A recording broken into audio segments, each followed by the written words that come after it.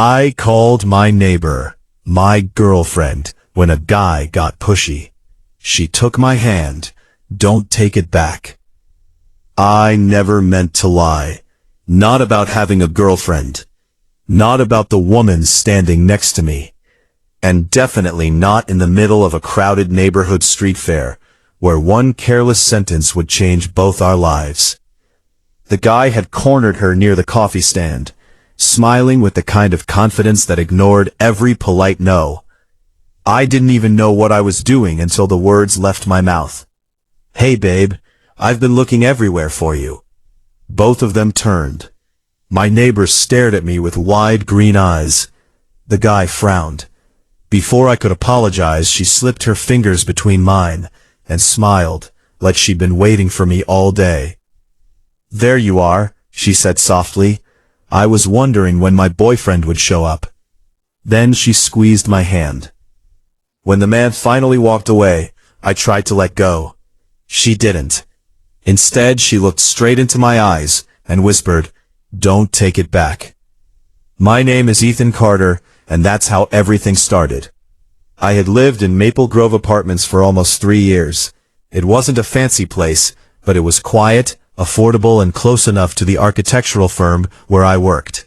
The only interesting thing about the building was my neighbor across the hall, Emma Lawson. She had moved in about 8 months earlier with 2 suitcases, a collection of houseplants, and a golden retriever named Milo, who believed every human existed to pet him. Emma smiled at everyone. She baked cookies for the elderly couple downstairs. She carried groceries for people without being asked. She remembered birthdays even when nobody else did. Everyone in the building knew her. Everyone except me. We knew each other enough to say hello. Sometimes we'd ride the elevator together. Sometimes Milo would drag her toward my apartment because he knew I kept dog treats. That was the extent of our relationship. Friendly neighbors. Nothing more.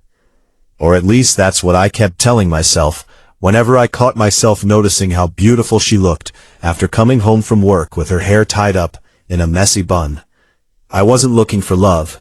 2 years earlier, my ex-fiancée, Rachel, had walked away 6 weeks before our wedding. She didn't cheat. She didn't scream. She simply admitted she'd fallen out of love. That somehow hurt even more. After that, I buried myself in work. Relationships felt risky. Loneliness felt safer. Emma probably sensed that, because she never pushed conversations beyond small talk. She respected the invisible wall I built around myself. Until the Spring Street Fair. Every year the neighborhood closed 3 blocks for food trucks, live music, local artists, and games. I almost skipped it, but my coworker insisted I needed sunlight and real food instead of microwave dinners. So there I was, carrying an iced coffee and pretending to enjoy myself. That's when I saw Emma. She stood near a flower booth wearing a light blue summer dress, laughing politely while a tall man blocked her path. At first, I thought they knew each other. Then I noticed her body language. She kept stepping sideways. He kept matching her. She crossed her arms. He leaned closer. Even from 20 feet away, I could read her uncomfortable smile. "One drink isn't a marriage proposal." I said no. "You don't mean that." "I actually do." He laughed like she'd made a joke. That's when I walked over without thinking. "Hey babe." The word sounded strange coming from me. Emma blinked. "I've been looking for you." There was maybe half a second where she could have exposed my lie. Instead, something changed in her expression. Relief. She reached for my hand. "There you are," she said warmly. "You're late." I played along. "My fault." The stranger looked between us. "Oh, your boyfriend?" Emma nodded immediately. "Yep." The man rolled his eyes. "You could have just said that." "I did say no," Emma replied calmly. He muttered something under his breath before disappearing into the crowd. I let out a long breath. "Sorry," I said. "I shouldn't have." She tightened her grip before I could pull away. "Don't take it back." I looked down at our hands. People streamed past us carrying balloons and popcorn. Somewhere nearby, children laughed. Everything else faded into the background. What do you mean? I mean, she smiled nervously, walk with me for a minute. Sure. We wandered toward the quieter end of the park. Only then did she release my hand. Thank you, she said. Is he someone you know? No. Then why? He asked for my number. I said no 3 times. Some people hear rejection as negotiation. I'm sorry. She shrugged. It happens more often than you'd think. I felt anger rise in my chest. I should have stepped in sooner. You stepped in exactly when I needed someone.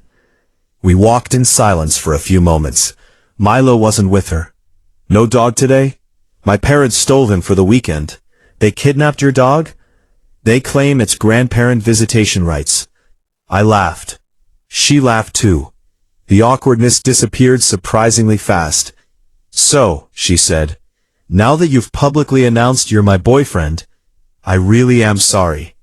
She grinned. I know. I panicked. I noticed. I wasn't sure if you'd be angry. I wasn't. Why not? She looked ahead instead of answering. Finally she said quietly, because for 5 seconds, it felt nice. The words caught me completely off guard. What? She quickly shook her head. Forget I said that.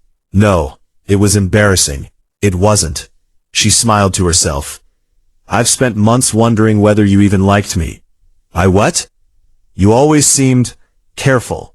I am. I know. I wasn't avoiding you. I didn't think you were. I searched for the right words. I'm not great at letting people in. There was no judgment in her voice, just understanding. We spent the next hour walking through the fair. We tried terrible lemonade. She convinced me to throw baseballs at stacked cans, even though my aim was awful.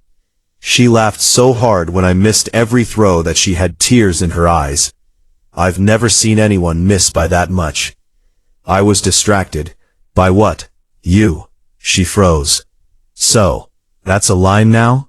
No, it sounded like one. It wasn't supposed to. Her cheeks turned pink. Good, because it worked. For the first time in years, flirting didn't feel forced. It felt effortless. When the sun started setting, we walked back toward our apartment building. Neither of us seemed eager for the evening to end. At the entrance she smiled. So, I guess this is where fake relationships usually end. I guess. She hesitated. What if we didn't rush to correct people? I frowned. What do you mean? Half the building saw us holding hands. They'll figure it out. Maybe. She took a deep breath. We let them think we're dating for a little while. I blinked. A fake relationship? She nodded. It sounds ridiculous when you say it out loud. It kind of does. I know. So why? She looked down at the ground. My ex keeps trying to get back together. He lives nearby, and every time he sees me alone, he starts another conversation about fixing things. You never mentioned an ex. I don't usually talk about him. Was he the pushy guy? No. Worse? She didn't answer immediately. He wasn't cruel, she finally said. He just never accepted that my decisions belonged to me. I understood. And having a boyfriend would make him stop? I think so. I looked at her for a long moment. It was a ridiculous idea. Complicated. Dangerous. Exactly the kind of situation I'd promised myself never to get involved in again. But then I remembered the relief on her face when I had walked over. And I realized something else. The happiest I'd been in years was the hour I'd just spent with her. I'll do it, I said. Her eyes widened. Really? On one condition. What's that? No lying to each other. Only to everyone else? Exactly. She laughed, and the sound echoed through the quiet hallway as we stepped inside the building together. Neither of us noticed the elderly Mrs. Henderson watering her plants from her open doorway. She looked up, saw our joined hands one last time before we let go, and smiled knowingly. By the next morning, half the apartment building believed Ethan Carter and Emma Lawson were finally dating. The strange part wasn't the rumor. It was how neither of us wanted to correct it.